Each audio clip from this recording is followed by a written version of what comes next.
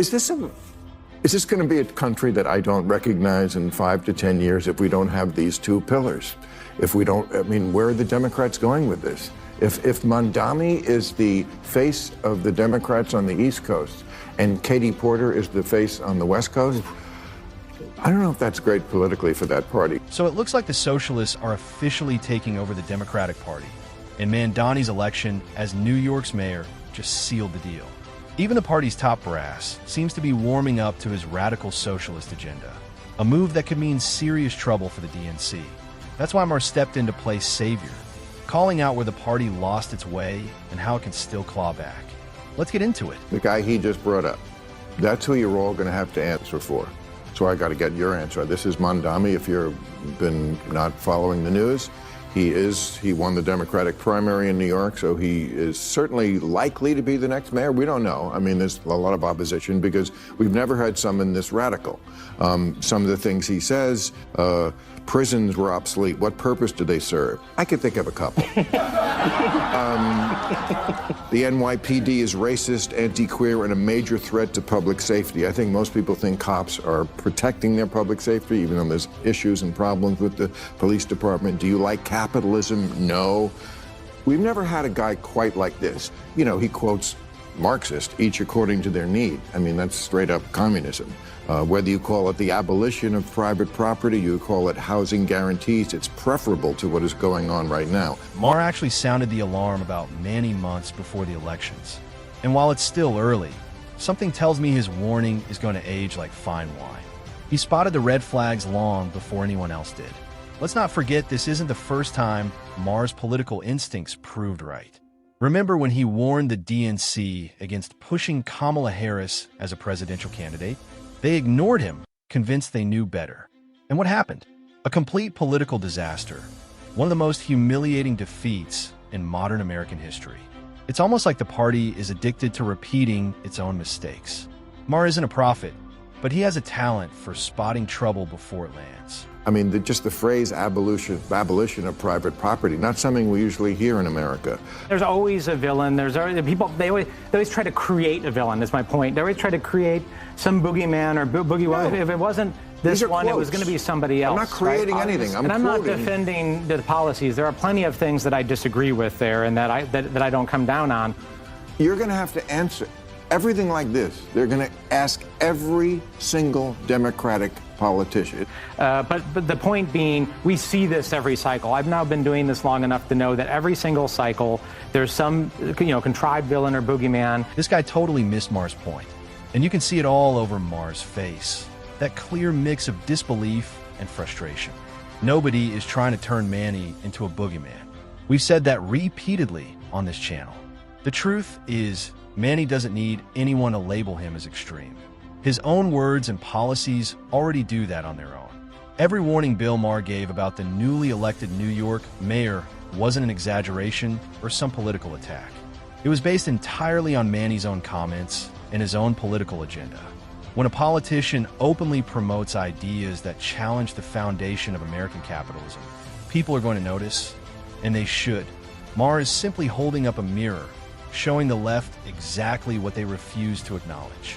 If that makes Manny look like a boogeyman, that's completely on him. And if it wasn't this one, he's not contrived. He's going to be the mayor of New York. The thing that I find the most appalling, which is that he defends the expression globalize the intifada. Yes, correct. Which explicitly means, and I don't want to hear anyone deny this, everything that the crazy far right alleged about Barack Obama, wasn't born in America, right. Islamist, socialist, right. anti-Semite, hates America. It's all true about this guy. Right. Okay? It is all true about this guy. And the fact that this man is on the verge of becoming the mayor of the second largest Jewish city in the world is very frightening. And I'm actually really disappointed that more Democrats have either, are not coming out and condemning him and saying we're not going to endorse this guy because he is beyond the pale. Maher warned everyone long before the votes were counted.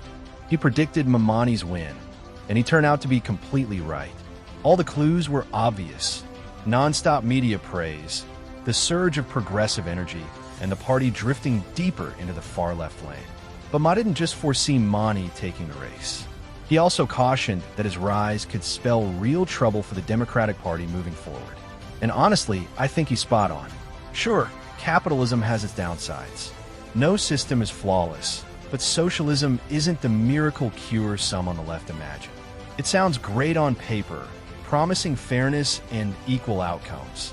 Until reality shows up, creativity slows, jobs disappear, and the government starts tightening its grip on everything.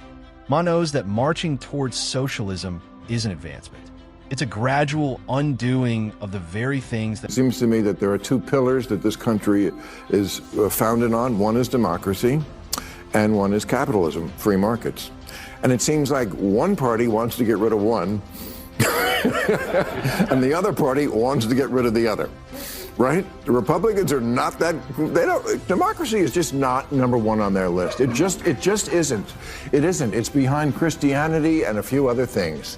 And the Democrats, I mean, I read these, 74% are for democratic socialism. Only 16% favor capitalism. And that really shows how Manny, with all his Marx-inspired lines and openly socialist stances, managed to rise all the way to the top of the DNC lineup. Democrats aren't just brushing against socialism now. They're fully leaning into it. The shift is obvious. A party once balanced between moderates and progressives is now largely led by self-described socialists who treat capitalism as the problem and redistribution as the cure. It's not about fixing the system anymore. It's about replacing it outright. And while the older Democratic leadership may act as if nothing's changing, it won't be long before they either realize the shift or get pushed aside. The ideological storm is sweeping through the Democratic Party, and Manny is simply the opening wave of a movement that could reshape or even unravel the DNC. Is this going to be a country that I don't recognize in 5 to 10 years if we don't have these two pillars? If we don't, I mean, where are the Democrats going with this? If Mamdani is the face of the Democrats on the East Coast and Katie Porter is the face on the West Coast, I don't know if that's great politically for that party. No, this isn't healthy for the party, and it's definitely not healthy for the country. With Mamdani rising on the East Coast and Katie Porter gaining power out West, the Democratic Party is steering itself directly into risky territory. That's not just political drift. It's a setup for national trouble. America works best when both major parties keep each other in check, offering competing ideas based on logic, not extreme ideology.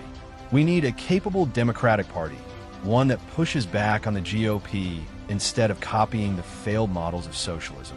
The DNC can return to that role, but only if it reconnects with its foundational values: liberty, practicality, and moderation. Right now, it's abandoning all three in exchange for radical catchphrases and emotional theatrics. If this path continues, it won't only damage the party. New York is New York. It's definitely it's the media capital, the financial capital.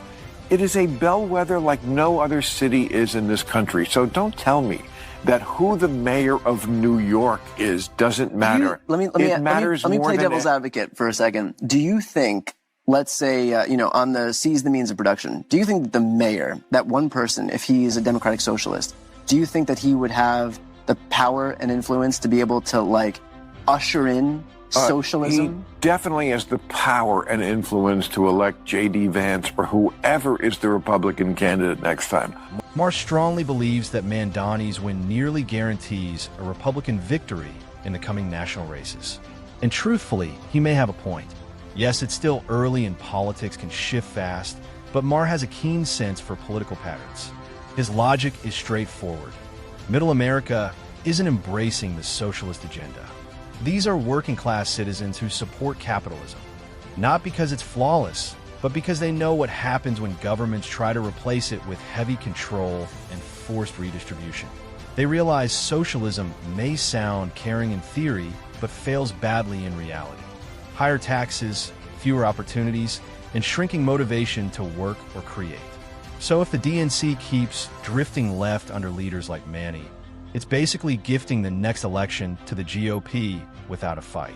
Maher's warned... It is a walking commercial for the Republican Party nationally. I think the Republicans are going to... When you let the Democrat socialists, and now they're actually calling themselves socialists, when you let them take over a major American city, this is what you get.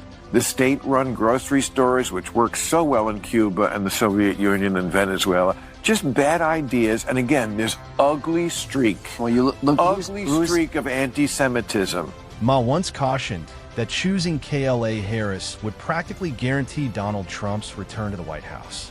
And as everyone witnessed, he wasn't mistaken. At the time, most people brushed off his remarks, calling them dramatic or overstated. Yet now the pattern seems to be coming back. Ma is raising the alarm again, this time over Mamdani's surge in influence. He argues that Mamdani's nomination could open the door for a massive Republican victory in 2028, and once again, many are ignoring him. But Maher has a history of recognizing political catastrophes before they hit. He grasps how voters think and how strongly the nation pushes back against far-left ideology. Dismissing his alerts a second time would be irresponsible. If the DNC refuses to learn from its mistakes, it could end up giving the next election and the Oval. Who's the most popular politician on the left? AOC? I don't know. One of, but who's, Bernie is, Bernie, yeah. Bernie is, I mean, he's not a capitalist, No, he's not. And he's also not president. But never would be. But neither is Mamdani. No, but he will, trust me, he will be featured in the campaign commercials. But they're going to feature people, they boogeyman everybody. Yeah, but you don't have to boogeyman him. He does it to himself. But they'll do it regardless. Nancy Pelosi, Hillary Clinton, Gavin Newsom. Yeah, but they make anybody into boogeyman. It has. I think it was just have more weight when it's real. I mean, when you can really show. Now, the names the guest brought up, Nancy Pelosi, Gavin Newsom, and AOC, weren't turned into villains out of nowhere. They built those reputations themselves. Pelosi, for example, became a poster child for political double standards after years of profiting from stock trades while holding power. Her financial wins and suspicious market moves raised major ethical concerns. Then you have Gavin Newsom, whose governance has made California a warning sign for the rest of the country. Exploding homelessness, soaring living expenses, and waves of people leaving because of his failed decisions.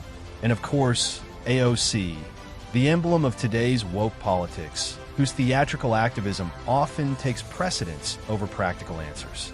So no, the GOP didn't manufacture these critiques. These leaders gave... This must be horrible for a guy like you, who you spent your whole life talking about how government tries to do too much, which it does, and spends too much. And here you have Trump, who is the Republican, who is aggrandizing more power than anybody, as we just talked about. And on the other side, you have the guy running in New York, Mamdani, right? Okay, who's like a straight-up communist. I mean, he is. He talks about, the things that communists say. I mean, he wants free grocery stores, free buses. I want him to win. You want him to win? Yeah. I think every 20 years or so... Wait. We need every 20 years or so, we need a conspicuous, confined experiment with socialism so we can crack it up again. Socialist slogan used to be, workers of the world unite, you have nothing to lose but your chains. The new socialist slogan is, trust us, this time it won't be a mess. That's absolutely correct. Plenty of socialists have quietly realized that their theories don't hold up when tested in real-life conditions. Instead of letting go, they've tried to give the ideology a makeover.